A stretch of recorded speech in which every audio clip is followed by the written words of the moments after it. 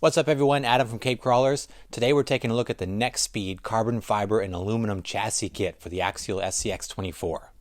Welcome back to the channel everybody. Got another fun video for you today. We're going to do another custom build, another buggy style build. So you guys know I've been rocking it out with the custom builds lately. We've done the Little Guy Racing Parts Ultra 24, we've done the Endura buggy, we've done my custom comp rig.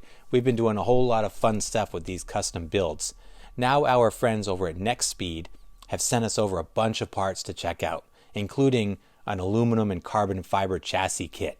Now I figured this would be great to put on our little red deadbolt. So Nexxspeed has sent us over a whole bunch of parts that we're going to go through today. I don't know if we'll use all of them because some of them are kind of redundant to what we already have on the deadbolt, and plus the deadbolt's already performing really well, and I don't want to make changes just for the sake of making changes. I really appreciate Nexxspeed sending us over a whole bunch of stuff to check out, and we're going to look at all of it, but we're going to make some determinations about what we're going to use, what will benefit the build, what will get us the most performance, and ultimately we're after that kind of that cool factor and performance factor at the same time. So the kit that we're going to be working with today is an aluminum and carbon fiber chassis kit. Very futuristic looking, very stylistic looking. I think it's going to be a really neat blend of performance and aesthetic appeal. And I think it's going to look great on the deadbolt, which already has some red accents and some great performance pieces on it already.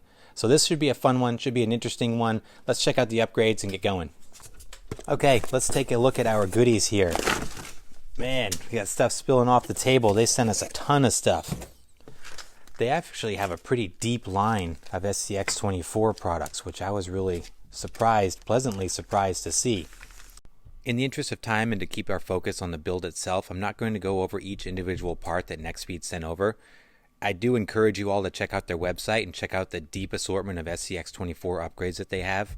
Everything that I put my hands on was quality parts, very innovative stuff, definitely good priced. So I encourage you all to go check them out. And thanks again to Nexxspeed for sending this over. But let's focus on the build itself on this one. Last but not least, this is the showcase piece of this video. This is the chassis kit that we've got. So this chassis kit, carbon fiber and aluminum kit, it's about 60 bucks for the kit. As you can hear, very solid, nice looking pieces, very nice. Comes with all of your components here, cross members, carbon fiber components. This is the trim pieces that go on the outside. I think this is as well. This is our hood. It's got like a scaled look to it. Very cool stuff. One thing I really like and I really appreciate, and thank you so much Nexxspeed, is for sending detailed instructions. It is so rare that you find a kit or any components for the SCX24s or mini crawlers in general that actually have instructions. So this is great. Just a little one pager, but this is what you got. So this is good enough for me. This is more than what I was expecting. So thank you Nexxspeed. I appreciate the instructions. First impressions of the kit here, I really like it. That nice aluminum, very nice finish. Tons of mounting positions for your shocks. These little holes all along the back here and the front, these are all going to be custom shock positionings. So we're going to have lots of options for customization here. This is going to be really nice when it all comes together. Seeing it in the pictures and seeing it in person, what a difference. Really nice hardware. I'm excited to check this out. Yeah, I love the rigidity and the lightness of the materials. Cool look. Like I said, it's going to be a different look than what we've got. And it's going to be a neat build. That's our kit. I'm going to have to study this a little bit more before we get into the install. But I like it. First impressions, I like it. Feels really good. Nice quality components by the looks of it and by the feel of it. So why don't we jump in and we're going to start assembling here.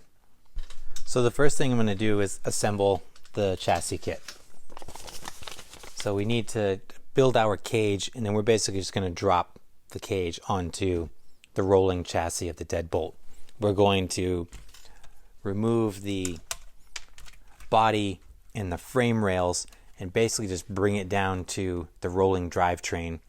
And we're going to take the linkage off and everything. So we're basically going to strip this down to the axles and then bolt it all back up to the new cage.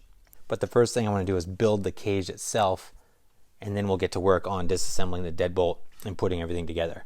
So let's take a look here.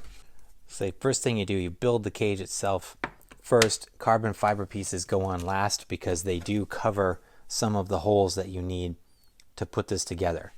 So I did find out this is just extra wire if you need to do an extension for your servo. You know, stock servos have a really stubby cable, and if you needed to extend that to get to the ESC tray, which is relocated to the back in this kit, they give you extra wire for that. And this is where your ESC is going to sit. And it's interesting, the chassis has these slots in it here. This is where your trays and your pieces are going to fit into. So these don't bolt in themselves. They just kind of slide into these pieces. Very nice kind of precision fit. And we'll kind of sandwich the other one on top of it. The battery tray. So this is your carbon fiber battery tray. Goes in the front. It has 2 notches here. It sits right in here. Now it's like putting together a puzzle. Mocked up version right there. The cross member with the small hardware goes on the roof. And these are sunk in really nice with the chassis. Nice and flush to the sides. The others, I believe, are covered by the carbon fiber pieces, which is why they're sunk in as well. But the exposed one, it's nice that they make it so that it sinks in with the chassis. Already this thing's cool looking, isn't it?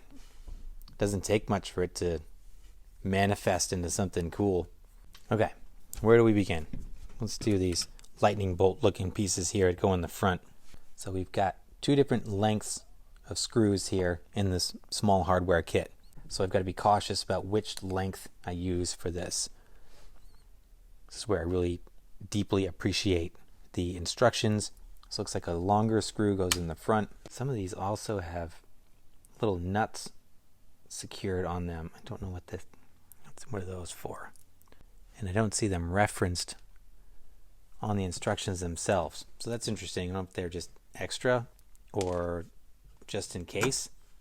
But I'm removing these. I'm going to set them aside. Now, first carbon fiber piece going on here in the front. Looks like it covers this front cross member. That's why we need the nuts right there, because that drops right through. It does not thread into the cage itself. This is going to be tedious. All right.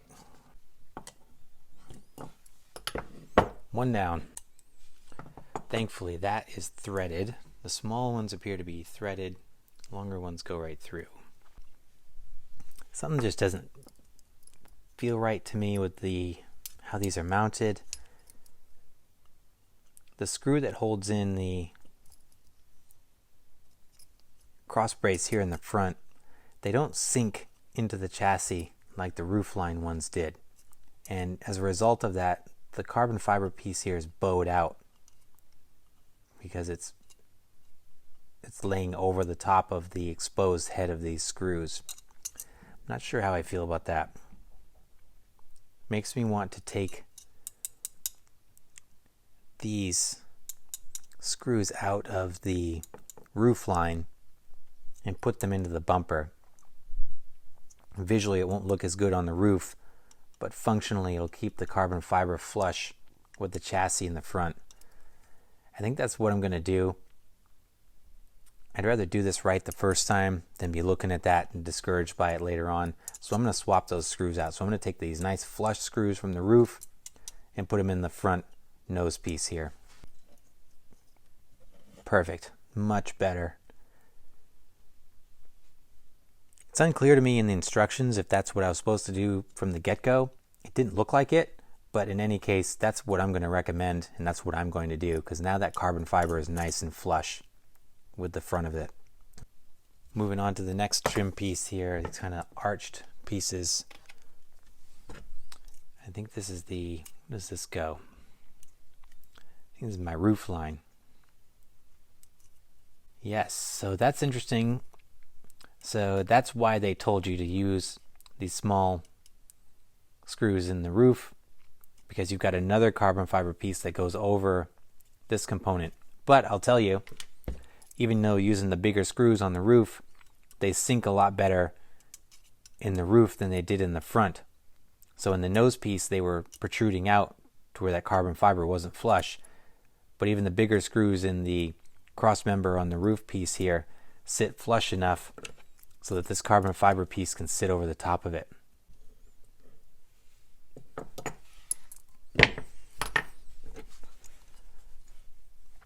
Looking good.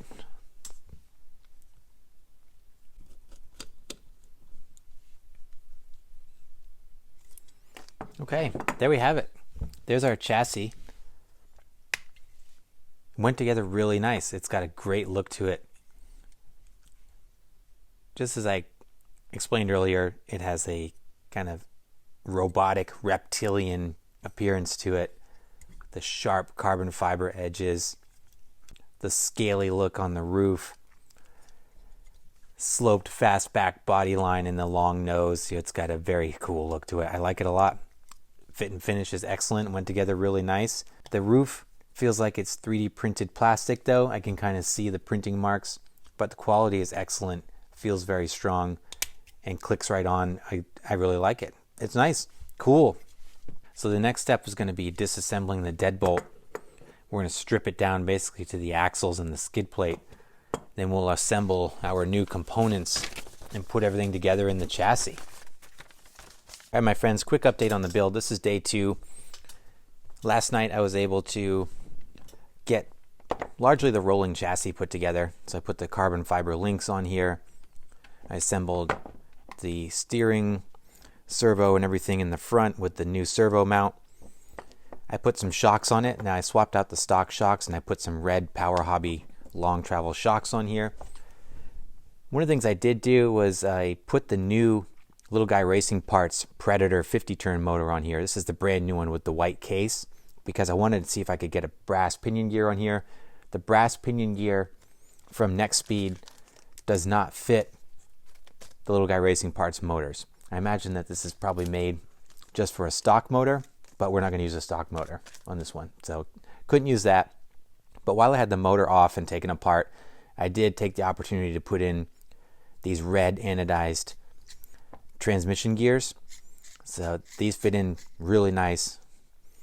The action's nice and smooth on them. I put a little dab of grease in there to help them out on the inside. I'm going to leave the transmission cover off so you get this nice red gear exposed. So it should be a pretty cool addition to the build. So this is where we're going to go with our drivetrain. I'm going to drop this into the skid plate, get this mounted up, and then it should just be kind of seating it up into the chassis. A couple other things. I went with the barrel style hex extensions on the back, but I couldn't figure out how to work the wheel weights. As I put these in here, they look really nice and they're really solid. They fit in there perfectly in the wheels, the Enduro wheels that I'm using, but I can't figure out how to secure them. They don't attach anywhere to the wheel, and then when you put it on the hex, let me show you this without the tire, they just slide over the hexes. Now they have these 2 holes in them, so I'm not sure if you're supposed to just run a bolt through there to where it attaches to the hex just by friction. I'm not a fan of that idea, so I'm not sure what to do with the wheel weights. So I'm going to set these aside for right now. I really want to use them, but I'm just not sure how to incorporate them. So what I've done is use the barrel style hex extensions in the back and my existing hex extensions up front, because I think these are 7 millimeters up front, 6 in the back, so the width is very similar. So this is the setup we're going to run here. So I think we're in a good spot here to drop the motor and transmission into the chassis, and then we're just going to pop it up into the body itself. So this should be the next step, and then we should be able to button everything up, put the electronics in, and run this thing. So let's do that now. So I'm going to bolt this motor down, attach everything, and then we'll assemble. We'll do the final assembly, and then we'll get to run it.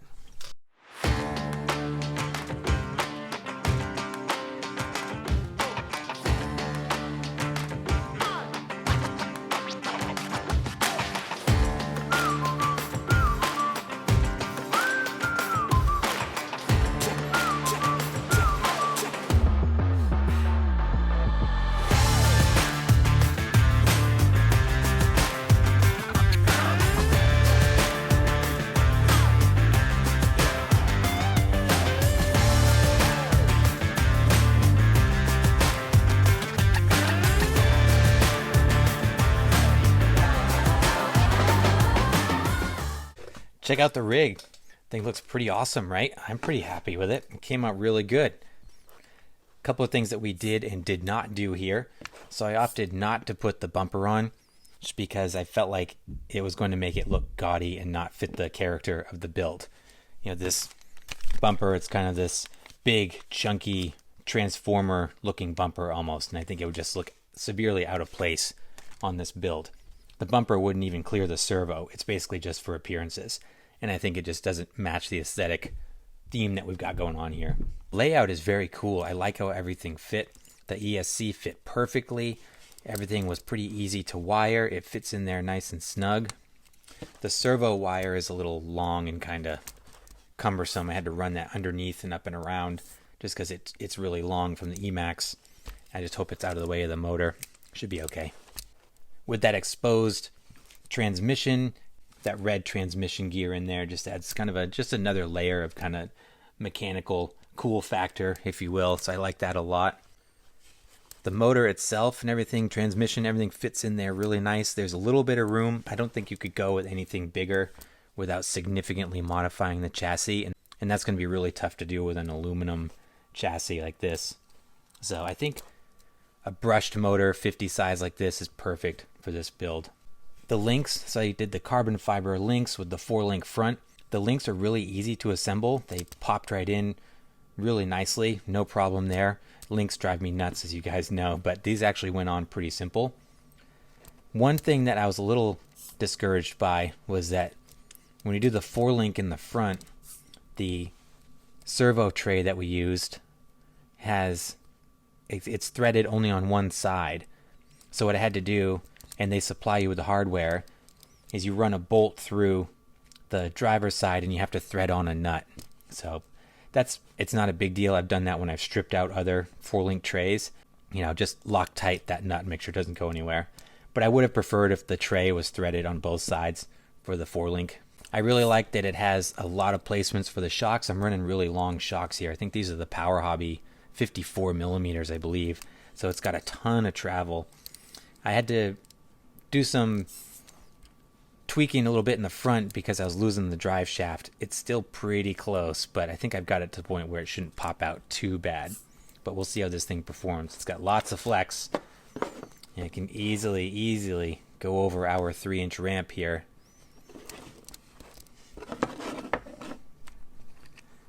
So it's got plenty of articulation. Feels good too. The suspension action, the links all feel good. One complaint that I do have is that while the multitude of shock placements are really nice and convenient, and I dig that, they're not threaded.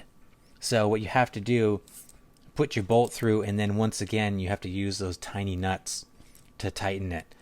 Now this to me is a problem because I like to take it out on the trail, on the course, hit some lines, evaluate how the shocks are performing, how the chassis is working, and then I'll move my shocks around in a multitude of different positions depending on where I am and depending on how the build is set up. This is not going to be that easy because if you want to adjust your shocks, you got to stop, you got to take that nut off, you got to not lose that nut, and then redo it, which is just a pain. These things are so difficult to work with. So I was really kind of bummed out that the chassis itself wasn't threaded in these shock positions. If this had been threaded, it'd be so easy to do great adjustment on this chassis because there's a lot, and it's just a shame. I'm not going to be able to capitalize on that functionality because I'm not going to want to unbolt those and go through the motions because those things are just really difficult to work with, I find. And also, you know, you're going to want to Loctite those two as well because in my experience they have a tendency to work loose on the shock bolts. So we're going to have to watch those carefully. For tires, I opted to beef up the tires. You know, I was running the Proline Hyraxes on these wheels, but I felt like this thing needed something a little more meaty. So I searched around through my bin and I came up with these trimmed mudslingers. And I think these tires look great on the build. They kind of fit the character of this rig. Tall, narrow, super aggressive, sharp edges. It just works really well with this build. But all in all, except for, you know, there's a couple minor gripes of mine, I think it went together really well. It looks cool, and I'm digging it. You know, I'm excited to try it. So I'm going to throw a battery in it. We'll fire this thing up, and then we'll get it on the course and see how it performs. Here we go, maiden voyage. Let's check it out.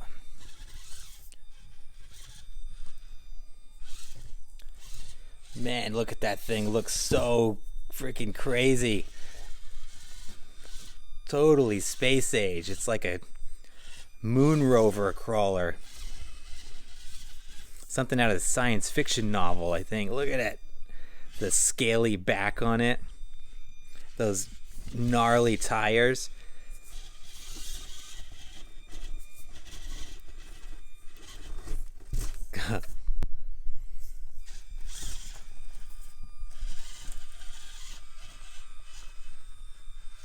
Man, climbs good.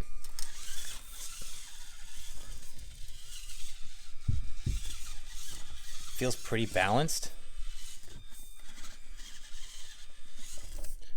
Oh, pretty nose heavy there. We're getting some major unloading there on the shocks. That's all right.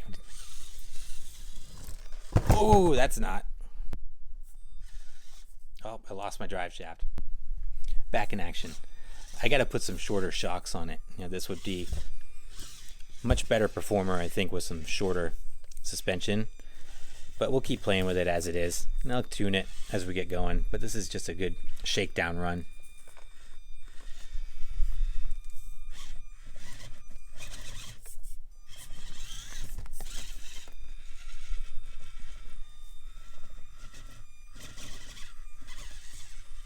Pretty good.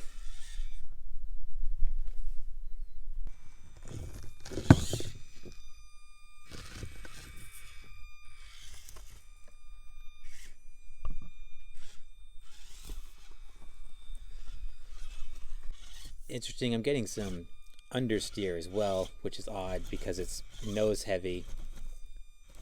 I think it's the tires. These mudslingers look really cool, but from a handling perspective, I think I'm getting that understeer because there's just big gaps in the tread, and I think it pushes as we get going.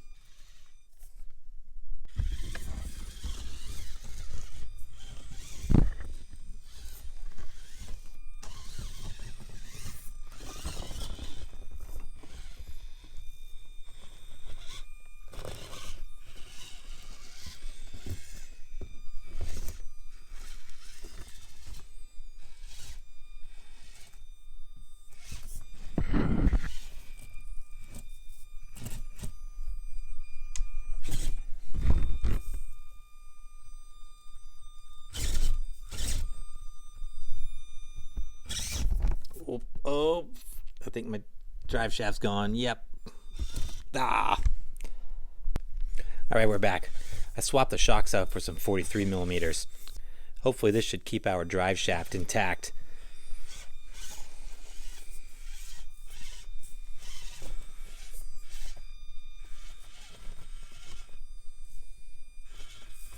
Oh yeah, look at that thing climb. Wow.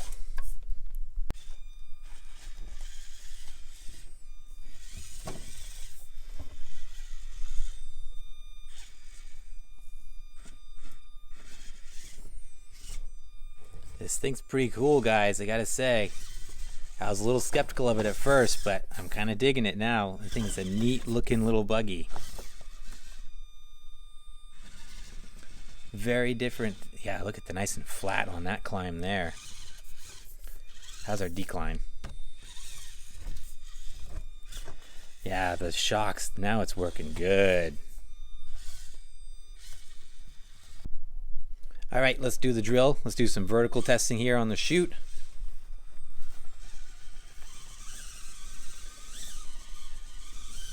Good. Oh, the mudslingers, I can see they're struggling on this terrain. We'll see how this does with these tires on it. Over on the escalator now.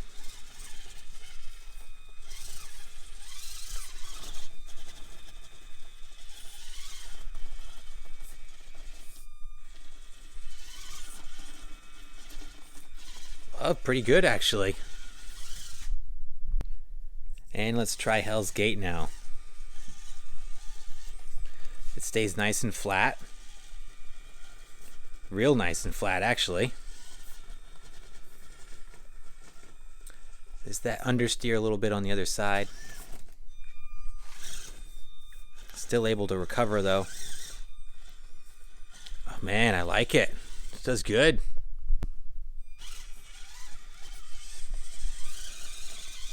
From a performance perspective, I feel like this is somewhere in between.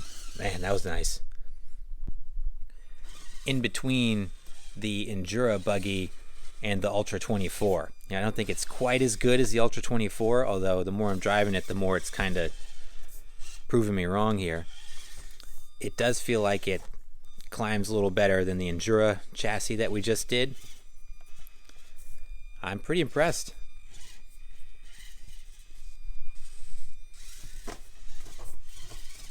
The Nexxspeed chassis kit, let's talk about it. Let's talk about the build, how it performed. Let's do some key takeaways, some pros and cons, and then we'll wrap this thing up with my final thoughts. So let's recap a little bit on what we used in this build here, what we ended up doing. So we ended up using the Nexxspeed chassis kit, the servo mount, the transmission gears, the high clearance carbon fiber links, and the hex extensions / wheel weights in the back. Not the wheel weights themselves, but the barrel style hex extensions, the weighted hexes. The end result I think is really cool. I like how it looks. I love how it performs. It does really good. It has just that really neat, stylistic, futuristic, reptilian look to it. It's very cool. I like the sharp edges from the carbon fiber. I like the scaled look on the roof. I love the red anodized aluminum and the unfinished edges, how the light catches it. And you just get that, that gleam from the unfinished aluminum. I think it looks really good. From a fit and finish perspective, everything went together really easy. I was really happy with the assembly. I love that Nexxspeed provides printed instructions. Not only did they provide printed instructions for the kit, but also lots of the parts that they send along have printed instructions in the baggies with them. So shout out to Nexxspeed for that. I appreciate it. I really like the design here. I like how the layout of the chassis is, how you can open the roof and the ESC pops right in there. The fit and finish works really, really well for a stock build and a stock setup. The stock ESC fits right in there perfectly inside the roof or underneath the roof. The battery tray in the front is great. Perfect fit for a stock battery. We used the 350 milliamp from the stock deadbolt, but you could easily accommodate a bigger battery in there if you wanted to. It's got room for it. The strap is a little cumbersome, but that's an easy fix. That's nothing there. But the fit and finish for the battery tray and the EC tray with the carbon fiber is great. They fit in there perfectly, like I said. The brushed 50 size motor that we used also fit in there great. I don't know if I'd be able to go much bigger. Gets a little tight. It's tight in there with that motor. So I think 50 sized brushed motor is probably your limit, unless you want to do some trimming. And that would be really difficult because then you're going to throw off all the other components as well. So I think the best bet would be, take an SCX24 roller and then just drop this body onto it. Your stock electronics, the brushed motor, and then it's a great kit to do that. And that's basically what we did. We just took the body and the frame rails off of the deadbolt and then bolted this on here and came to life. So it's a really cool kit. I'm really happy with it. From a performance perspective, it works great. I'm very impressed with it. Initially, we had too long of shocks on it. The Power Hobby 54s were just way too much and losing drive shafts and going up over forwards. It wasn't working. But when we put the 43 millimeters on there, then we had a real nice working chassis. This thing was doing great. From a performance perspective, I think it's somewhere, like the Ultra 24 is here, the Endura buggy is here. I think it's somewhere close to the Ultra, certainly better than the Endura buggy that we just did. And I think that's just due to the weight distribution and how this thing is set up. It's got a nice kind of squashed low center of gravity, and it keeps that really well when it's crawling and when it's moving around. So I'm really happy with how it performs. As far as the cons go, I touched on some of the cons during the assembly process. The servo tray is fantastic. I wish it was set up a little better for the 4-link setup. They sell the 4-link high clearance links like what we have, but their tray doesn't accept the 4-link setup. So they provide you with the hardware for the 4-link. They give you the longer bolt with the nut to thread on the inside of the linkage spot. But that's just a cumbersome step to have to get your pliers in there and thread on that nut. And you want to make sure that you Loctite it, because I've had those come loose in other builds in that situation. So I wish that it was threaded on both sides to accept the 4-link easier. My biggest complaint is about the shock mounting positions. This would normally be a Pro because you have a multitude of shock mounting positions, which is great for customization and tuning your performance and kind of troubleshooting. But these are not threaded, which is a bummer, because what you have to do is put a longer bolt through the shock, through the chassis, and then tighten on your little nut on the back side. Now that sounds easy enough, but when you're working with near microscopic hardware like this, it gets really cumbersome. And I, for one, have a really hard time working with that small hardware. It's just a pain, and especially for someone like me. Like, I'm making multiple adjustments on my shock positioning, especially with a new build. It's going to take me a little while to get this kind of shaken out and determine where I want my shock positioning, and to have to undo all the nuts and everything on the back and not lose them is going to be a pain. So that's my biggest gripe about this thing. Otherwise, it works great. Very happy with it, except for those two minor things. But let me know your thoughts down below. What did you think of the build and what do you think of the kit? Really appreciate Nexxspeed sending this stuff over. So head over to their social media pages, give them a like and a follow. Definitely appreciate them sending this over for us to try and for us to feature on the channel. As always, I appreciate your time. Thanks so much. Please like and subscribe if you haven't done so, and stay tuned as we continue to do more custom builds, more cool stuff. We got lots more coming. I'll see you in the next video.